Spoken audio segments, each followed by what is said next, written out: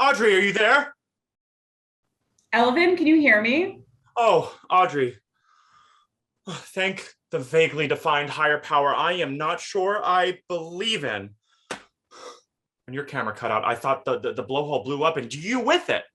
No, when I realized the blowhole was filled with explosives, I dropped my laptop and jumped out the nearest window. If you dropped your laptop, what are you calling me on? My laptop. You went back for it? Into the building covered in C4? Do you know how many cute pictures of me are backed up in this laptop, Elvin? It's fine. Nothing exploded. Are you coming to my place? No, I'm in like a highly fragile state right now, and I don't think I should be exposed to the people who live in your neighborhood. Do you mean poor people? Exactly. Thank you so much for understanding. I'm in like an abandoned t-shirt store next to the blowhole. I'll just stay here. Okay. Then, can you tell me what you saw in that video? What was your father doing in the blowhole the night that Gabby killed your mother? Oh, Elvin, it's so much worse than we thought.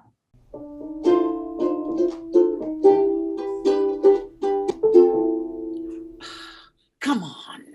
Come on.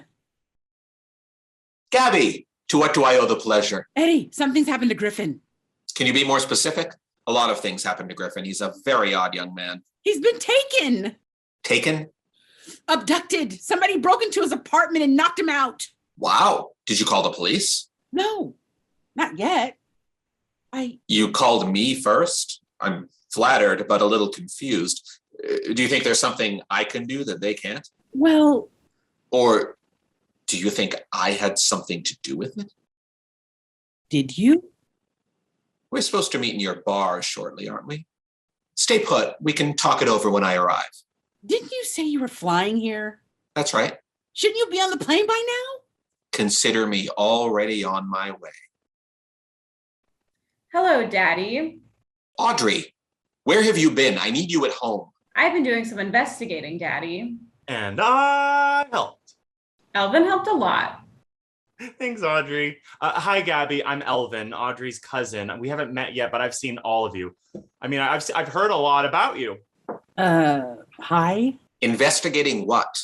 I know the truth, Daddy. The truth about how Mom died. I saw the security footage from that night. You broke into my computer? Yes, but that's not the security footage I'm talking about. I got the real video all by myself. No. Yep. You didn't. Oh, she did. You went to the blowhole? You? I mean, Elven, I believe. They've always been a self-starter. Thank you. But you, Audrey? You did something requiring planning and decisive action? Are you sure? I mean, you're my daughter and I love you, but come on. You've always underestimated me, Daddy. So, Uncle Edwin, you used the computer Audrey found at the blowhole? What are you talking about? There's no power in that building. What computer? What footage? Somebody tell me what's going on. You didn't kill my mother, Gabby. I'm pretty sure I did. I was there. You didn't. And you didn't put your wife into a coma either. Daddy did. Uncle Edwin was already at the club when you got there, Gabby. He was in the main control room the whole time. He turned the sex machine Angela and Brandy were strapped into up to a dangerous speed and caused their accident. Eddie? Is that true? I'm a rascal. But why? Eddie, why would you do that? I'd like to know that too, Daddy. I thought you loved Mom. I did, Audrey. I loved your mother very, very much. I had no idea she was even there. That night was a present for Gabby and Brandy. It was supposed to be them in the machine. So you didn't mean to kill Mom? No, I swear it was an accident. See, it's not as bad as you feared. I guess. It is for me. Eddie, I thought we were friends. I mean, sure, all those sex and drug orgies the four of us had were fun for a while. Ew. But I was getting bored with you, and Angela wasn't. Plus, the Blowhole was the most successful sex club in Distant Falls, and I wanted to buy it. A double fatality there would bring down the asking price and get you out of our lives. Kill two birds with one sex machine. That was good. I can't believe it. All these years you let me think I was a murderer? That I put my own wife in a coma? Well, sure, if you knew I did it, you might have told somebody. I paid a lot of money to cover all that up. I wasn't about to let you ruin it. Eddie, you're a monster. Hey, that's crossing a line, Gabby. Let's not make this personal. You've gotten away with this for too long, Uncle Edwin. Auwghdraiyghe has proof that you're responsible for the accident. Audrey? It's true, Daddy. I've copied the video onto a thumb drive. All I have to do is find a computer that can use those. I guess like in a museum or something. It's just a USB, Auwghdraiyghe. They're pretty common. If you say so, Grandma. Audrey, I'm your father. You don't really want me to go to jail, do you? I mean, I guess not. Auwghdraiyghe. All I wanted from the start was for Daddy to tell me the truth, Elven. Now he has. My life is hard enough. I'm not going to make it worse by sending my father to prison for an accident. An accident he blamed on someone else. So I have had an accident and blamed it on someone else so many times. Exactly. Don't be so high and mighty, Elven. Who among us isn't responsible for a couple of deaths here and there? First, literally none of us except for you. Second, a couple. Whose death besides Aunt Angela's are you responsible for? A couple doesn't always mean two, Elven. It just means a few, and one is a few. Oh my God, Daddy. I made that exact same point to the bartender at DT Tremors after he accused me of peeing in the ice bin a couple of times. Good for you for standing your ground, Princess. Aw, thank you, Daddy. Doesn't matter. With or without that video, I'm going public, Eddie. And if I go to jail, it'll be worth it to take you down with me. Finally, I'll be free of all this guilt. You're the biggest problem in my life, Edwin Sunderman. And I finally found the solution. I wouldn't say I'm the biggest problem in your life, Gabby. I think my plane is a little bigger. Your plane? Yes, it's about to crash into your bar. What? Gabby, get out! Oh, Oh no, what if she escapes through the door? How could I have overlooked that? Oh right, I didn't, because I'm not stupid. it's blocked from the outside.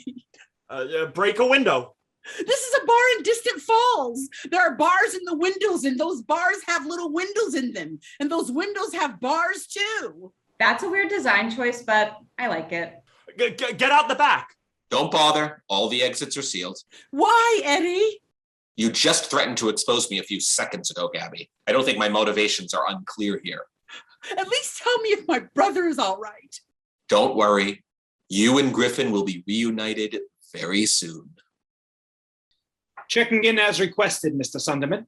Just took off and I'm on my way to the waterfront now. Gunner? Oh, hey, kid. You're flying the plane that's about to crash into Gabby's bar? Also, you know how to fly a plane? I know how to take off and how to use a parachute. Don't need much else. Everything went smoothly, I assume, Gunner? Smooth as a hot knife through an artery, Mr. Sunderman. I got the dumbbell and the dead girl in the back. Dumbbell? You mean Griffin? Ouch. That connection came very quickly to you. My brother's on that plane. That was what I meant when I said you'd be reunited. It's called ominous foreshadowing. I learned it in evil business school. Gunner, did you say dead girl? You remember my last assistant, Rebecca? The one who got her head chopped off by your helicopter? Oh, that's right. Gunner, you got the head too? It's in her lap, Mr. Sunderman. Rebecca, the one who looked like me? Auwghdraiyghe, I don't think that's important right now. Yes, it is, Elven. Daddy, did you hack my social media accounts today? I did, or Griffin did on my behalf. You had me posting all morning that I'd be on that plane. Correct. The plane you're about to crash. That's right. With the body of a girl who could almost be my double. The hamster wheel is spinning. Daddy, you're faking my death. Nope, I'm faking your... Oh, you got it. Sorry, sweetheart. I was sure you were going to come to some other humorously incorrect conclusion, but no. You are really surpassing all my expectations today. Good for you. Oh, thank you, Daddy. Wait, no, I'm angry. You know how upset I got the last time I faked my death? All my friends made fun of the outfit I was buried in. I know, sweetheart, but it can't be helped. I'm faking both our deaths. Rebecca will stand in for your corpse and Griffin for mine. Oh, Uncle Edwin, no offense, but Griffin standing in for you is kind of a stretch. True, the healthy yet oddly unattractive bodies of older wealthy people are difficult to find in nature, but Griffin was pliable enough to be molded into shape with the help of forged dental records and some rapid weight gain. Sorry to interrupt, Mr. Sunderman, but the plane's flying itself now. So I'm going to bail out before I crash to my death, if it's all the same. Better wait until the last minute, Gunner. Someone jumping out of the plane doesn't fit the narrative I've concocted, but if you time it right, the crash should distract witnesses from your parachute. Got it. Hey, Gunner, could we talk for a minute? Sure, kid. I got a couple of minutes before I got to perfectly time a low-altitude parachute jump from a crashing plane. What's on your mind? Could we chat in a private room, maybe? Who's the host? You need to set it up for us. Oh, that's me. Hold on here. All right. Here you go. Gunner, why are you doing this? You asked me to. No, not why are you talking to me? Why are you following Uncle Edwin's orders? It's my job, kid. I do the work that's too dirty for the rich folks what pays me to sully their delicate hands on. But you're about to murder an innocent woman and an even more innocent man who I may have a slight crush on. Is any of us truly innocent? Oh. That's an interesting question. In this context. Except you. Me? You're the most innocent person I ever met. Born to a lying backstabber like Vivian Salt, growing up with nothing. You should be looking out for number one like everybody else in this crummy world, but all you want to do is help people. I'm far from perfect, Gunner. Sometimes in the summer, I'll stand in front of a store's open doors to feel the air conditioning, even though I know it's hastening the onset of climate change. You're as close to perfect as people get. I was off my rocker to think I could have had any part in bringing someone like you into the world. Not being my father doesn't mean you're not capable of being a good person, Gunner. I'm good and I'm not my father. Huh. I never thought about it like that. You can still live that better life you dreamed of, Gunner. All you have to do is choose it. Say that like it's easy. It's not. It's very hard. But you don't have to do it alone. So I said to her, if you didn't want to be slapped across the face, maybe you shouldn't have gotten a job at the DMV. That's hilarious, sweetheart. Oh, are you done? I'm done all right. Done with you, Mr. Sunderman. Not this again. I'm a changed man. I ain't murdering nobody on somebody else's orders no more. Only my own. Right, kid? Sort of. It's a good start. You mean I'm not going to die? Griffin's going to be all right? Me and your brother and the girl and her head are on our way back to the airport.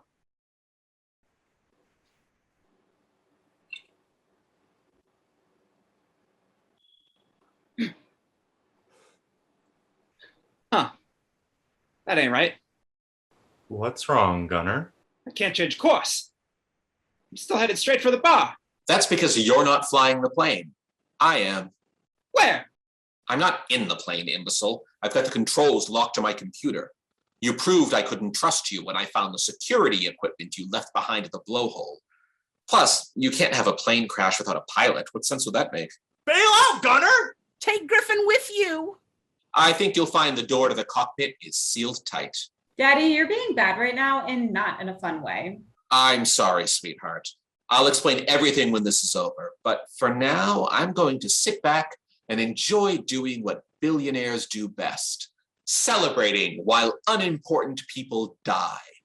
Who wants caviar?